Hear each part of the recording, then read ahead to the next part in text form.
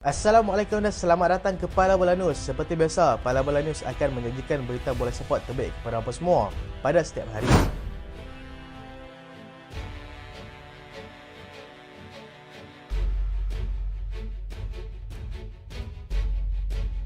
Kita mulakan dengan keputusan perlawanan yang berlangsung semalam dan juga awal pagi tadi. Liga Perdana Inggeris, Crystal Palace seri tanpa jaringan dengan pasukan Fulham. Luton berjaya mengutip mata pertama mereka. Selepas seri 1 sama dengan pasukan Wolves, Manchester City menang 2-0 ke atas pasukan Nottingham Forest. Brentford tewas 1-3 kepada pasukan Everton. Burnley tewas tipis 1-0 kepada pasukan Manchester United. Dan berikut adalah kedudukan semasa Liga Perdana Inggeris.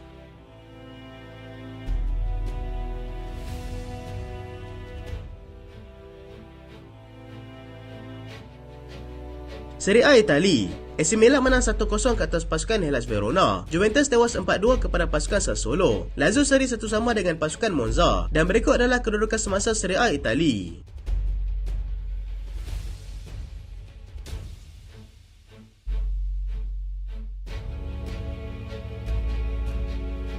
La Liga Spanyol, Barcelona menang 3-2 ke atas pasukan Celta Vigo. Almeria seri 2 sama dengan pasukan Valencia. Dan berikut adalah kedudukan semasa La Liga di Spanyol.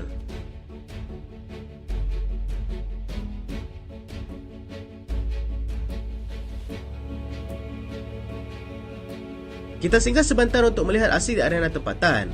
Bersen jadikan gol ke-100 bersama dengan pasukan JDT. Penyerang berbisa pasukan JDT, Bersen dan Silva, telah menjadikan gol ke-100 bersama dengan pasukan itu ketika berdepan dengan pasukan Negeri Sembilan malam tadi. Dia tiba di Johor kira-kira 2 musim yang lalu, terus membuktikan kualiti beliau di hadapan gawang gol. Dia yang beraksi dalam kesebelasan utama pasukan JDT tidak perlu menunggu lama untuk meledak jaringan apabila menolak masuk hantaran daripada rakas pasukan seawal minit ke-6 perlawanan. Dia kemudiannya berjaya menambah gol kedua untuk pasukan JDT bagi meletakkan pasukannya itu terus selesa untuk berada di depan. JDT berjaya marah dengan agregat 7-1 selepas berjaya meneruskan pasukan Negeri Sembilan 4-1 untuk mereka marah ke peringkat separuh akhir kempen Piala Malaysia pada tahun 2023.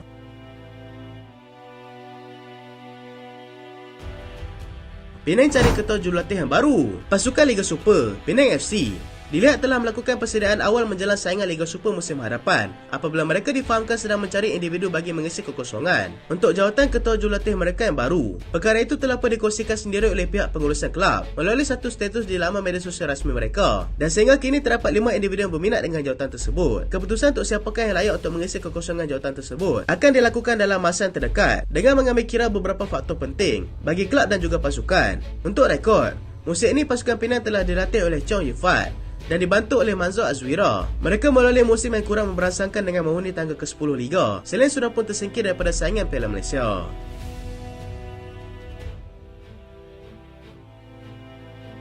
Manchester City tunukkan pasukan Nottingham Forest dengan hanya 10 pemain. Manchester City yang menjadi tuan rumah kepada pasukan Nottingham Forest berjaya menewaskan pasukan lawan mereka itu dengan jaringan 2-0 walaupun terpaksa beraksi dengan 10 orang pemain sahaja. Kemenangan itu juga menjadikan kemenangan ke-6 mereka secara berturut-turut selepas 6 perlawanan dalam musim ini. City bermula dengan garang apabila Phil Foden berjaya meletakkan mereka di depan seawal minit ke-7 permainan.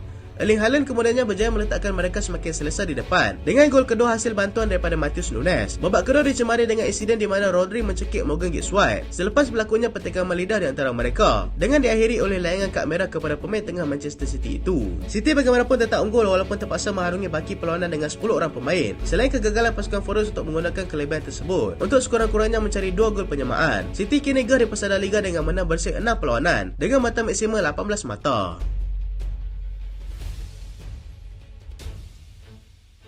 Manchester United terpaksa bekerja keras sebelum berjaya tumpaskan pasukan bawahan iaitu pasukan Burnley. Manchester United akhirnya menamatkan badi kekalahan mereka selepas mereka berjaya untuk menewaskan pasukan di tangga tercorok Liga Perdana Inggeris pada ketika ini untuk pasukan Burnley dengan jaringan tipis 1-0.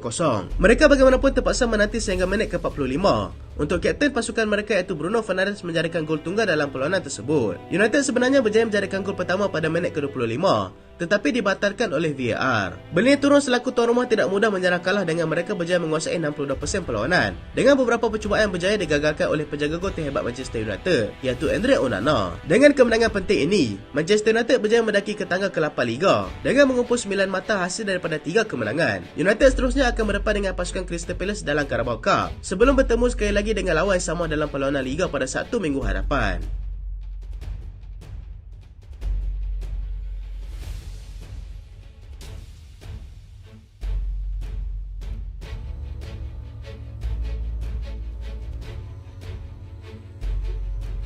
Juventus tewas mengejut 4-2 kepada pasukan Sassuolo. Juventus yang turun selaku pasukan pelawat ketika menentang pasukan Sassuolo awal pagi tadi terpaksa menelan kepahitan selepas dibalaskan 4-2 oleh pasukan yang berada di kelompok pertengah liga itu. Juventus yang mahu mengekalkan rekod tanpa kalah mereka beraksi dengan serba tidak menjadi selepas Armand Laurenti berjaya memecahkan kebuntuan seawal minit ke-12. Matheus Vina telah membantu Juventus dengan menyamakan kedudukan selepas dia melakukan kesilapan dengan tertampan bola ke gawang sendiri pada minit ke-21. Sassuolo meneruskan rentak cemerlang mereka apabila berjaya menjadikan gol kedua pada minit ke-41 menerusi Domenico Berardi. Federico Chiesa berjaya menyamakan kedudukan pada minit ke-78, tetapi kebangkitan mereka itu tidak kekal lama apabila Andre Pinamonti kembali meletakkan tuan rumah di depan pada minit ke-82. Federico Gatti telah melekatkan kemenangan besar 4-2 kepada tuan rumah dengan jaringan sendiri pada penghujung perlawanan. Barcelona bangkit untuk tewaskan pasukan Celta Vigo. Barcelona terpaksa mengejar daripada belakang sebelum mereka berjaya menang untuk mengatasi pasukan Celta Vigo 3-2 pada awal pagi tadi. Barca turun selaku tuan rumah dikejutkan oleh pasukan pelawat dengan jaringan pada minit ke-19. Separuh masa pertama berakhir dengan Celta Vigo mendahului dengan jaringan 1-0. Babak kedua bermula dengan lebih rancak apabila Celta Vigo sekali lagi berjaya mencuri peluang untuk menjadikan gol pada minit ke-76 melalui Dovicas. Tersentak dengan gol tersebut, Barcelona terus menggadaikan asakan dan hasilnya dua jaringan pantas berjaya dilakukan oleh Robert Lewandowski pada minit ke-81 dan juga 85. Ketika perlawanan dilihat seakan akan berakhir dengan keputusan seri, Joao Cancelo menjadi wira dengan menjadikan gol ketiga sekaligus gol kemenangan tuan rumah pada minit ke-89. 7 minit masa tambahan diberikan tidak memberikan apa-apa kelebihan untuk pasukan pelawat kembali menyamakan kedudukan.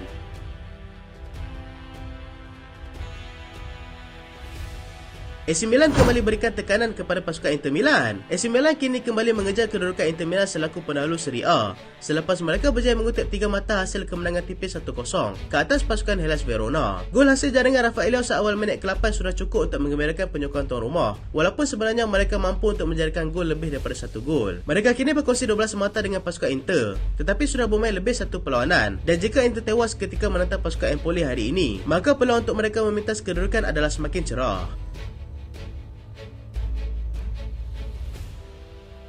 Bayern titik Bochum 7-0.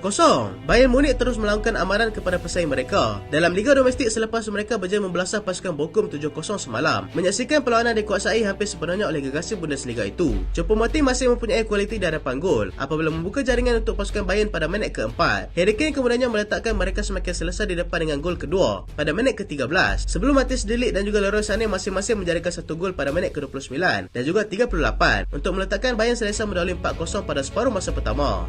Mula babak kedua, Harry Kane sekali lagi meletak gol kedua peribadi dan juga kelima untuk pasukan pada minit ke-54 menerusi sepakan penalti, dan Mathis De juga berjaya mencuri tumpuan dengan gol ke-6 buat pasukan pada minit ke-81. Kane melengkapkan hat-trick dalam perlawanan ini dengan gol terakhir pada minit ke-88 sekaligus melengkapkan malam gemilang mereka di Allianz Arena. Kemenangan itu berjaya meletakkan mereka sebagai pendahulu Liga, tetapi bermain lebih 1 perlawanan daripada pendahulu sebelum ini, iaitu pasukan Bayer Leverkusen yang akan turun beraksi menentang pasukan Heidenheim pada malam nanti. Chelsea sedia lepaskan Modric pada Januari nanti. Chelsea dilaporkan sedang berkira-kira untuk melepaskan Mikhailo Modric secara pinjaman pada jendela perpindahan kedua bulan Januari nanti. Perkara ini berlaku berikutan dengan aksi kurang memberasangkan pemain itu sejak permulaan musim ini, dan mereka terbuka untuk menerima sebarang tawaran daripada mana-mana pasukan yang berminat.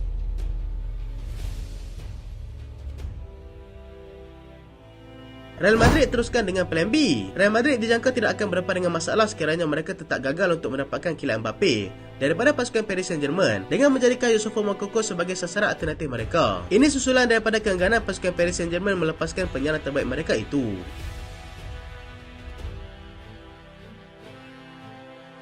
Barcelona teruskan mencari pemain muda. Barcelona dilihat akan memberikan saingan kepada pasukan Spurs untuk turut cuba mendapatkan penyerang muda pasukan Nigeria, iaitu Gif Orban. Pemain itu kini sedang menempa nama bersama klub Gent di Belgium dengan berjaya meletakkan nama sebaris dengan penyerang prolific mereka di sana.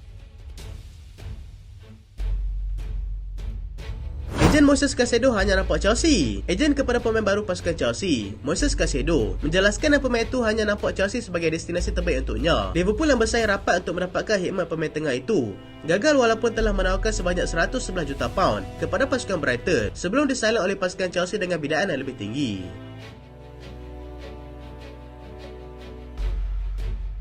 Arsenal dan Newcastle akan bersaing untuk dapatkan bintang AC Milan.